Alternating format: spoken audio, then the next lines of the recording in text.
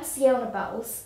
Welcome to my channel, Learning Builds Life, and today we are going to talk about an overview on bones and the skeleton. So today we are going to start a new series on general anatomy, and the chapter we are discussing about is bones and the skeleton. Today we are going to have an overview on bones and the skeleton. So let's begin. Firstly, let's have a brief about the skeleton. The skeleton is basically the framework of the body.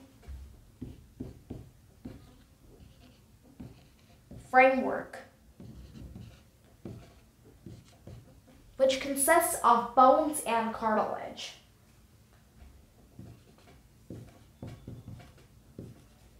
Consists of bone and cartilage.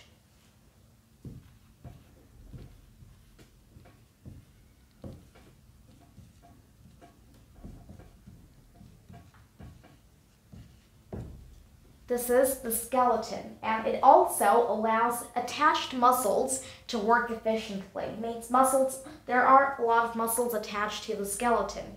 The skeleton gives framework to those and helps them work accordingly. So, framework, which consists of bone and cartilage, and also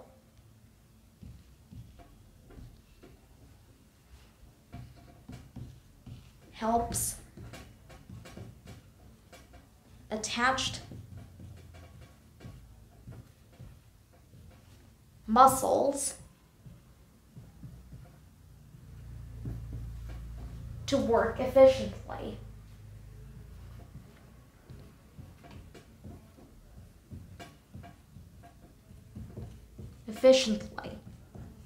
This is the skeleton. Now, similar words to skeleton and bone are os and osteon. Means these are used as prefixes to make words relating to them. Os or osteon. Like, for example, osteomalacia. Example E. Osteomalacia. It's a softening of bones. Osteoporosis is another disorder of bones.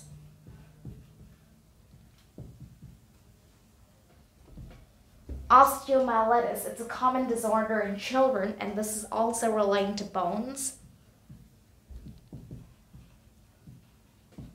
It's a kind of an infection which occurs. Osteoma.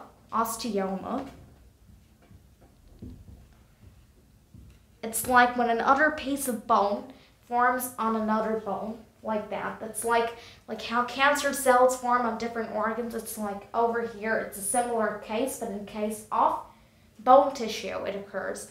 And we have osteotomy.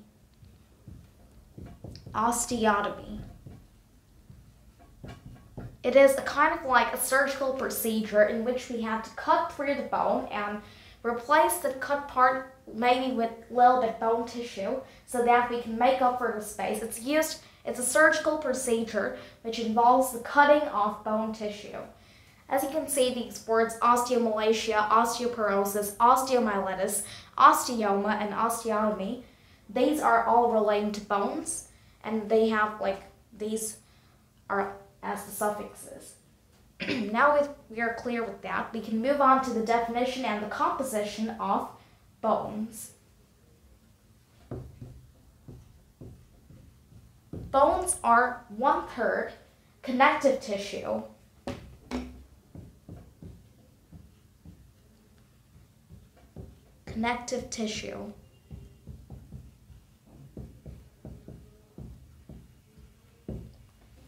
The rest of the bone is made up of calcium salts.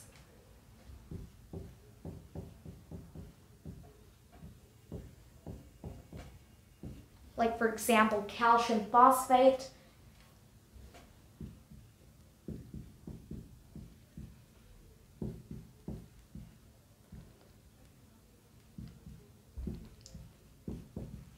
calcium carbonate,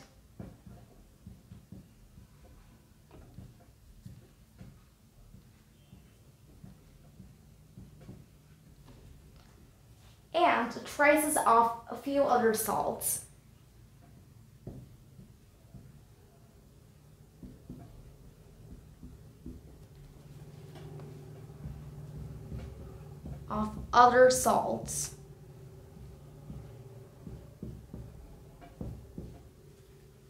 That's all about the calcium salts part, and that makes up 2/3 of the bone.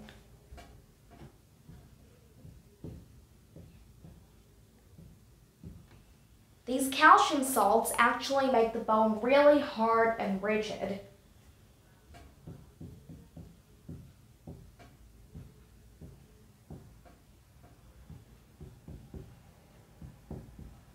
And allow it to withstand pressures, like when we do daily activities, we need, like, it exerts pressure even if it's little, or it can be like lifting heavy boxes, like weightlifting or stuff like that, that also exerts pressure, or jumping even, that also exerts pressure on the leg bones. It's all like hard and rigid. This hard and rigid part is made up by the calcium salts and a little bit flexible, and it's actually, bones are also resilient. The flexibility comes from organic tissue, or the connective tissue, as I said previously. Excuse me. Organic tissue.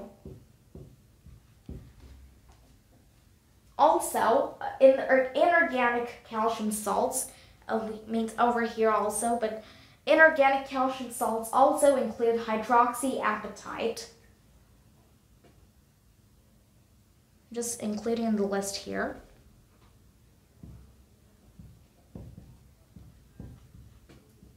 Hydroxyapatite is also present in case of these calcium salts.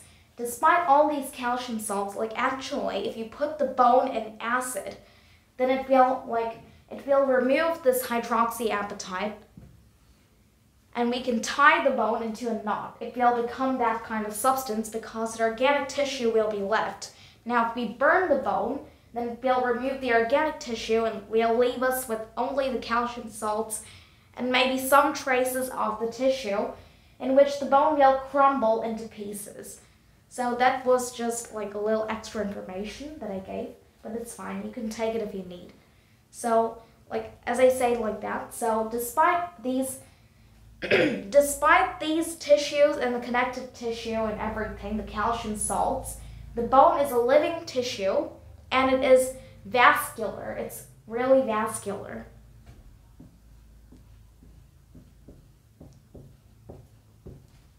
Vascular meaning it gets enough blood supply for proper nutrition and everything.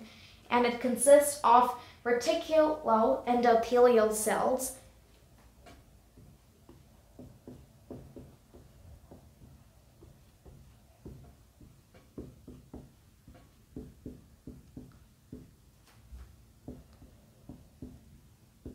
present in bone marrow to produce red blood cells, or RBCs. In all cases, bones are very important. Now, we will talk about the divisions of the skeleton, but before that, you may take a look at the board.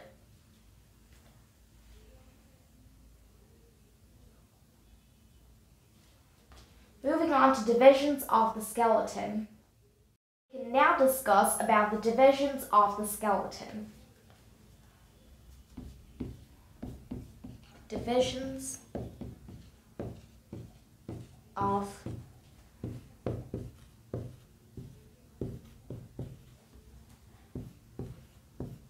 the skeleton. Now, the skeleton consists of so many bones, like there are 206 bones, basically.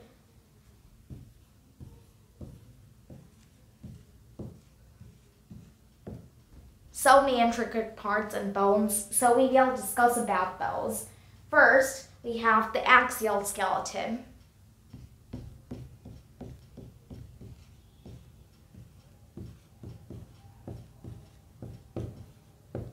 The axial skeleton consists of the skull, and the thorax.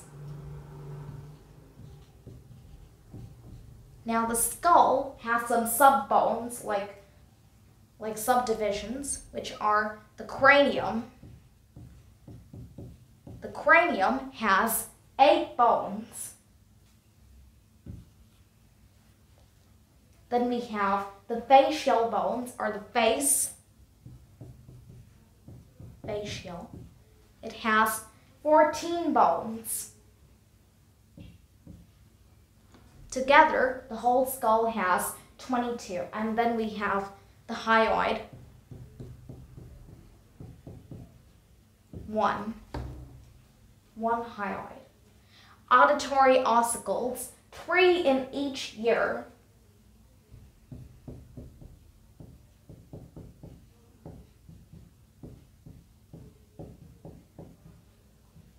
Three in each ear, so totally 6. And the 3 bones are,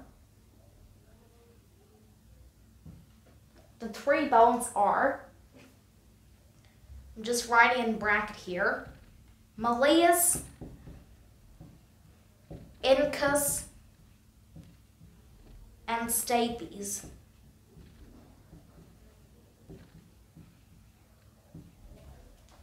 Auditory ossicles, 6, this one.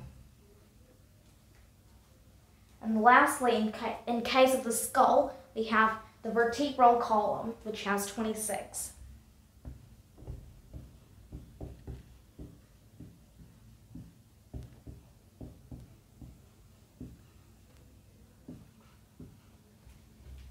In the axial skeleton itself, we have the thorax,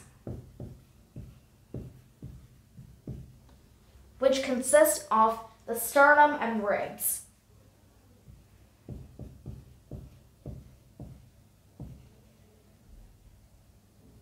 Sternum can also be called breastbone.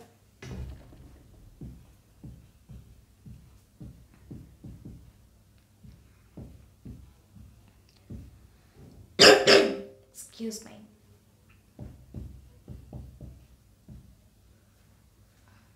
The sternum, there is 1 sternum and 24 ribs. So there is 1 sternum, or we can also call it breastbone, and there are 24 ribs. Now you may take a look at the board.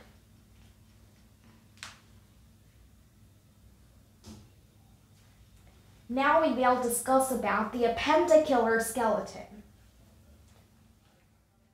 The next part of the skeleton, appendicular skeleton.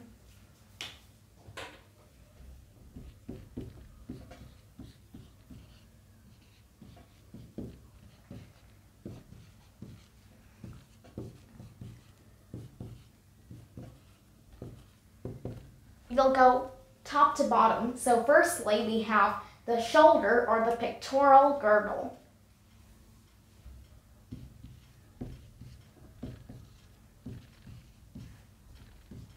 Shoulder.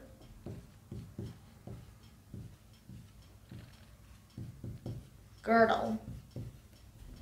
This consists of the clavicle and the scapula. Clavicle, 2 bones, and scapula, 2 bones.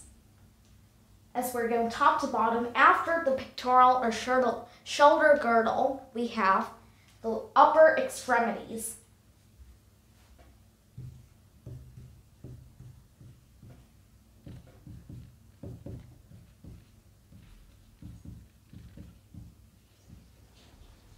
So firstly, we have the humerus, the ulna, and the radius.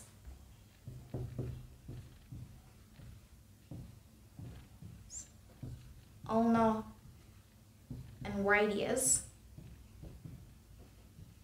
each of which are 2 bones.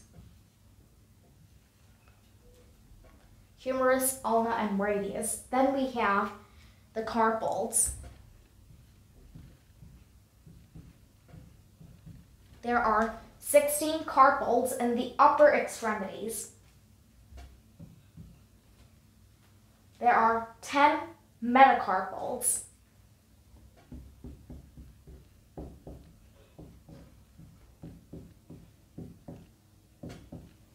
And 28 phalanges, as there are 14 on each hand.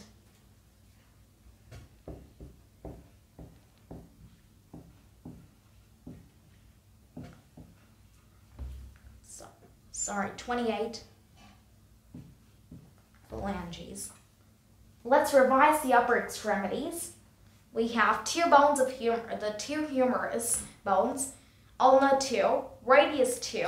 There are 16 carpals, metacarpals 10, and 28 phalanges. As I say, there were 14 on each hand. Now, again, we have the pelvic girdle or the hip girdle.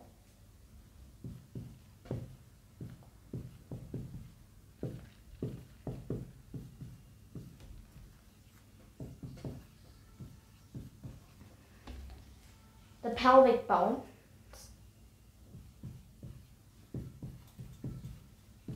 two over here as well, two. Now the lower extremities.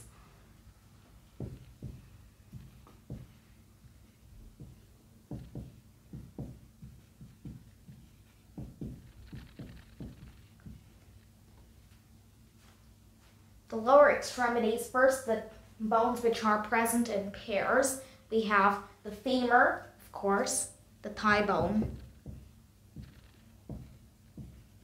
fibula, tibia, and patella.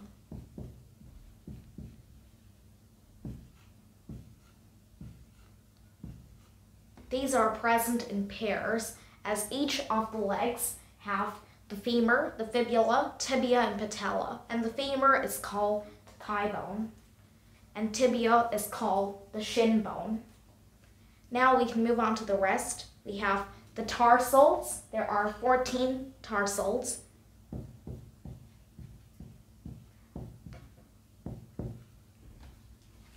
The metatarsals, 10. 5 on each feet, like similar to the metacarpals of the upper extremities, 5 on each hand.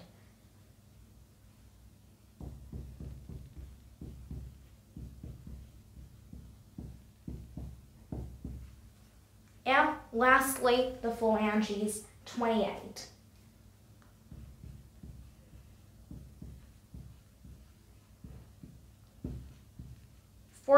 On each foot. Now you may take a look at the board.